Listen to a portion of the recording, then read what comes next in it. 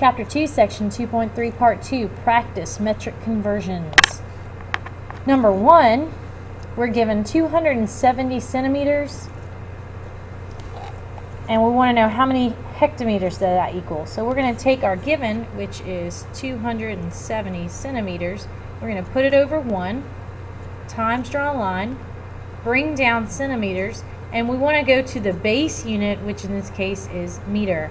The larger of the two units is meter, so it's going to get a 1. And then you'll notice that from the base to centi is 2 spaces, so it's 10 times 10, which is going to equal 100. Or you could say a 1 with 2 zeros behind it. So 1 meter is equal to 100 centimeters. Then we're going to times, draw a line, bring down meter, and we're going to hectometer. Between meter and hectometer, hecta is higher up on the list than the base. So hectometer is going to get a 1. And then from hecta to the base, it's 2 moves. So since it's 2 moves, that'll be 100. 1 hectometer equals 100 meters. And now we can get our final answer. Notice that my units cancel, centimeters cancel, meters cancel, and my final unit standing is hectometer, which is the unit for my answer. So I'm going to type in 270 divided by 100 divided by 100, and that's going to equal 0.027. And that's hectometers. Remember to always have a unit accompanying your final answer. Number 2, we are given 4.3 times 10 to the 5 nanograms. You're going to put that over 1, times, draw a line, bring down nanograms. The base unit is gram. Of these two, here's the base, here's nano. So of the two, the base unit grams is larger, so I'm going to put a 1 next to it. Now I'm going to count from the base to nano. This one is very tricky. We have 1, 2, 3, 6, 9. Notice we have here 10 to the 9. So this is 1 times 10 to the 9 is how we're going to count it. Now that we're at grams, which is what we want our final answer to be, cancel nanograms. Grams is my units, my answers. The unit for my answer. Grams will be the unit for my answer. So now I'll type this into the calculator. We have 4.3 e to the 5 divided by 1 e to the 9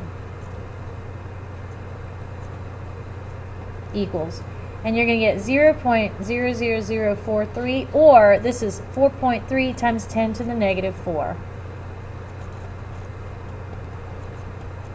and that'll be grams as the unit on our final answer. We have 0.08 kilometers over 1 times, draw a line, bring down kilometers, go to the base, which is meter.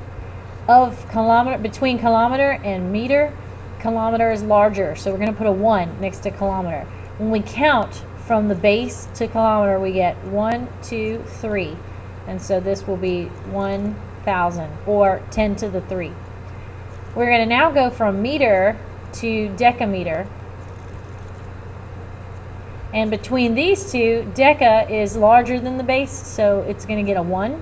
And then you notice that deca is only 1 step, so that means that it's 1 decameter equals 10 meters. Now I'm going to cancel all my units.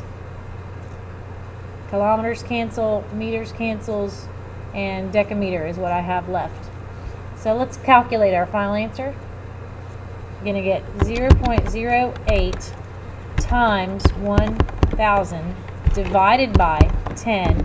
It's going to give me 8 decameters for my final answer. 2.5 times 10 to the negative 3 gigabytes, and we want to go to kilobytes. So put it over 1, and we're going to go from gigabytes, bring down gigabytes, we're going to go from there to the base, which is bytes. So here's my base, there's giga. Giga is going to get a 1. Now I'm going to count from the base up to giga, and it's going to be 1, 2, 3, 6, 9. So it's going to be 1 times 10 to the 9 bytes in a gigabyte. And now I'm going to go from, bring down bytes, I'm going to go from there to kilobyte. Kilo is bigger than byte, so that's going to get the 1. And if I count from kilo to the base, it's 1, 2, 3. Or actually from the base to kilo, 1, 2, 3. So this is going to be 1,000 bytes in a kilobyte. As our units cancel, gigabytes cancel, bytes cancel, and kilobytes is the unit on my final answer. So when I type this into the calculator, I have 2.3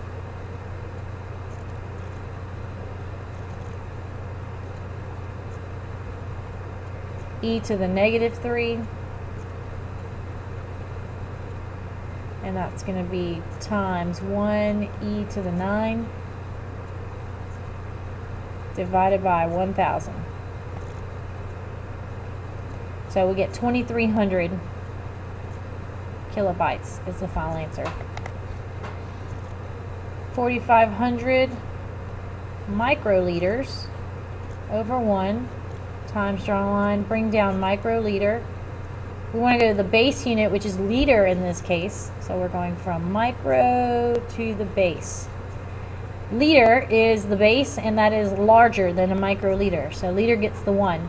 I'm going to count from the base to micro. 1, 2, 3, 6. So this will be 1 times 10 to the 6. Now I'm going to bring down liter, and we're going to go to centiliter.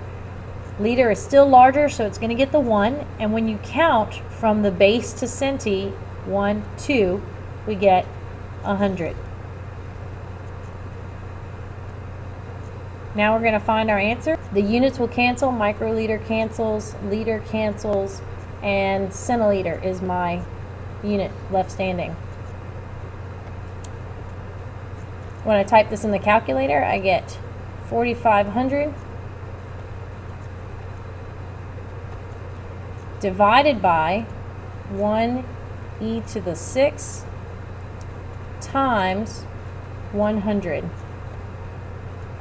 And that gives me 0.45 centiliters as my final answer.